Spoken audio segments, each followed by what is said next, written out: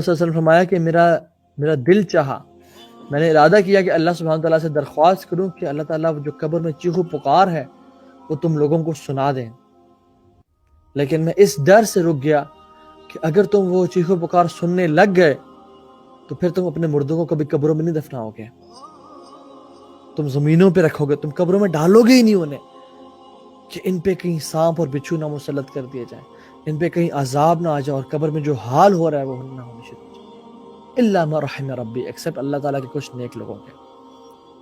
سو جیسے ہی انسان کو جسٹ امیجن، ابھی پاکستان کو اس دن پہلے، بلکہ ایک دن پہلے ہی نیشن وائڈ جو ہے نا ایک الیکٹریسٹی بریک ڈاؤن سے گزرا، ٹھیک ہے، it was black out all over Pakistan. جن گھروں میں جنریٹرز نہیں تھے، یو پی ایس نہیں تھے، وہ امیجن کر سکتے ہیں اچانک سے جب رات کو بجلی چلی جائے اور وہ آنکھ کھولیں اور اندھیرے کے علاوہ کچھ نظر نہ آئے، ایک عجیب خوف اور ہراس ہوتا ہے، حالانکہ وہ پتہ ہے کہ وہ اپنے بستر پہ لیٹے ہوئے ہیں، ان کی بیوی ان کے ساتھ ہے، اولاد ہیں اور سب کچھ سیف ہے، چلیں لوگوں کی آوازیں آ رہی ہیں، گاڑیوں کی بھی آوازیں آ رہی ہیں، لیکن اسٹل اٹ از فیئر، اندھیرا کا ایک فیئر ہوتا ہے۔ جسٹ امیجن 6 feet انڈر، نہ مال، نہ اولاد، نہ فیملی، نہ وہ کانٹیکٹس، کچھ کام نہیں آئے گا یہاں پہ، صرف انسان کے اعمال کر کے آئیں گے، وہ بھی کمزور ماڑے ماٹھے اگر اعمال ہوئے، کیا کرے گا انسان؟ جب انسان کو اس جگہ پہ ڈال کے واپس آ جاتا ہے انسان، تو اس کی آنکھیں کھلتی ہیں اور وہ دیکھتا ہے کہ میں قبر میں ہوں، اندھیرا، اور پھر اچانک سے اس پہ 3 فرشتے، بلکہ 2 فرشتے آتے ہیں، ایک کا نام ہے منکر اور ایک کا نام ہے النکیر، اور یہ اوتھینٹک حدیث سے ان کے نام ثابت نہیں ہے، ڈفرنٹ نیریشنز میں آتا ہے لیکن کوئی اوتھینٹک حدیث میں ان کے نام نہیں آتے، تو 2 فرشتے آتے ہیں بیسیکلی، جن کا مشہور قول اور ڈفرنٹ علماء کے مطابق ان کا نام منکر اور نکیر ہوگا۔ وہ آتے ہیں اور اس سے سوال کرتے ہیں، اور وہ کیسے آتے ہیں؟ ایسے نہیں کہ نوک کیا، دروازہ کھولا کہ ہم آ جائیں، نہیں، وہ جو اینجلز ہیں نا، they are of very horrible faces, خوفناک شکلوں والے، اور وہ زمین کو چیرتے ہوئے آتے ہیں، ان کی آواز ایسی ہے کہ جیسے بجلی کی آواز ہو، بجلی کی کڑک جیسی، ان کی آنکھیں جو ہیں وہ ستاروں کی طرح چمکتے ہوئی آنکھیں ہیں، اور ان کی ایک لمبی ڈسکرپشن ہے حدیث میں، اور وہ آتے ہیں and they scream and shout من ربک، ہو از یور لارڈ، اور وہ انسان بکلا جاتا ہے، ایکسپٹ وہ لوگ، یا سلام، یثبت اللہ الذین آمنوا بالقول الثابت فی الحیات الدنیا والآخرہ، جس کو اللہ تعالیٰ تثبیت دیں گے نا، جس کو اللہ تعالیٰ استقامت دیں گے، اسٹیڈ فاسٹ کریں گے، وہی بچ پائے گا، وہی جواب دے پائے گا، باقی ہل جائیں گے لوگ، گھبرا جائیں گے لوگ، اگر اعمال نہ ہوئے تو کچھ نہیں بنے گا۔ and they come and they give you a shock and they intimidate you، اور وہ خوفزدہ کرتے ہیں، من ربک، تمہارا رب کون ہے؟ جو لوگ تو ایمان والے، جن کی زندگی لا الہ الا اللہ محمد رسول اللہ پہ گزری، دل سے اللہ رب حقا، میرا رب ہے without any doubt، میرا رب اللہ ہے۔ ما دینک، تمہارا دین کیا ہے؟ اسلام دینی، میرا دین اسلام ہے۔ اور کچھ روایت میں آتا ہے، کہا جائے گا کہ من نبیک کے علاوہ کہا جائے گا کہ what do you say about this human being، رسول اللہ صلی اللہ علیہ وسلم کے بارے میں پوچھا جائے گا، تم اس شخص کے بارے میں کیا کہتے ہو؟ کہے گا کہ یہ میرے رسول تھے، رسول اللہ صلی اللہ علیہ وسلم تھے، محمد رسول اللہ صلی اللہ علیہ وسلم تھے۔ اور پھر پوچھا جائے گا کہ تم کیا کیا کرتے تھے؟ وہ کہے گا I used to recite the book of Allah and I used to implement it on it۔ Imagine جو ہم میں سے شخص اللہ کی کتاب کو نہیں پڑھتا، نہ اس میں عمل کرتا ہے، وہ کیا جواب دے گا وہاں پہ؟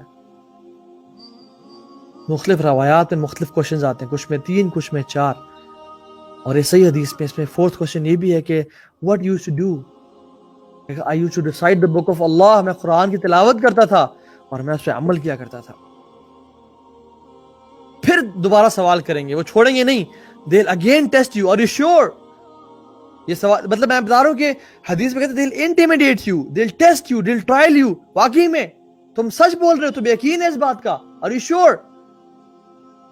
من ربک، دوبارہ سوال کریں گے، اللہ ربی حقا، ما دینک، تمہارا دین کیا تھا، من نبیک، تمہارا رسول کون تھا، اس کے بارے میں تمہارا کیا خیال ہے؟ اکثر لوگ والعیاذ باللہ ان کا جواب کیا ہوگا؟ ہاں ہاں لا ادری.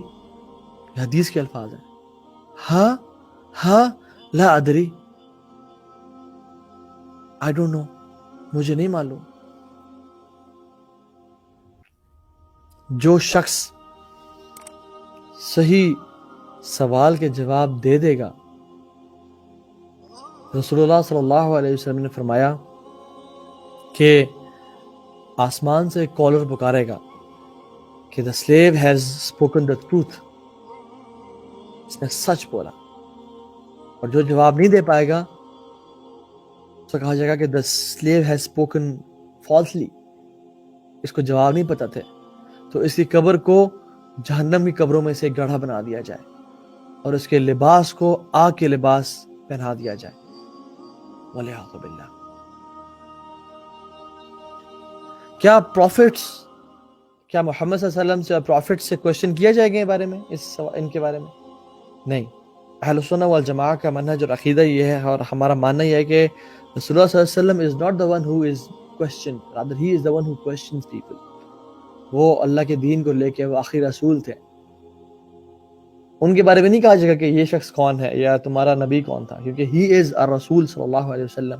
تو محمد صلی اللہ علیہ وسلم سے اور پروفٹ سے سوال نہیں کیا جائے گا. میں آپ کو ایک ڈیٹیل حدیث بتاتا ہوں براء ابن عازب کی رضی اللہ تعالی عنہ. اور اس حدیث میں اللہ کے نبی صلی اللہ علیہ وسلم نے ہمیں ایگزیکٹلی بتا دیا کہ زندگی، انسان جس کو موت آتی ہے وہ کیسے سیکوینشل فارم میں کیسے اس کو فرشتے اس پہ آتے ہیں. میں آپ کو بتاتا ہوں.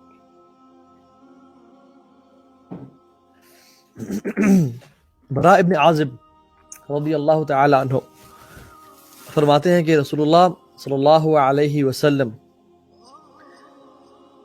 ہمارے ساتھ تھے، اور انصار میں سے ایک صحابی کا جنازہ ہم نے لیا ہوا تھا، اور ہم بقیع الغرقد جا رہے تھے. بقیع الغرقد کے نام نہیں ہے لیکن ہم اس کو دفنانے جا رہے تھے. اور کہتے ہیں کہ جب ہم قبر کے قریب پہنچے تو ہم نے جنازے کو رکھا تو رسول اللہ صلی اللہ علیہ وسلم بیٹھ گئے اور ہم بھی بیٹھ گئے، کیونکہ صحابہ اللہ کے نبی کی اتباع کرتے تھے. اور رسول اللہ صلی اللہ علیہ وسلم کے ہاتھ میں ایک سٹک تھی اور ایک سوٹی تھی جس سے وہ اپنے زمین کو ایسے پوک کر رہے تھے. اور پھر رسول اللہ صلی اللہ علیہ وسلم نے آسمان کی طرف دیکھا اور پھر زمین کی طرف دیکھا، اور پھر آسمان کی طرف دیکھا اور پھر زمین کی طرف دیکھا، اور پھر آسمان کی طرف دیکھا اور پھر زمین کی طرف دیکھا، اور کہا کہ صحابہ قبر کے عذاب سے پناہ مانگو، اور 3 دفعہ فرمایا. اور پھر خود بھی پناہ مانگی اور کہا اللہم انی اعوذ بک من عذاب القبر، اللہم انی اعوذ بک من عذاب القبر، اللہم انی اعوذ بک من عذاب القبر.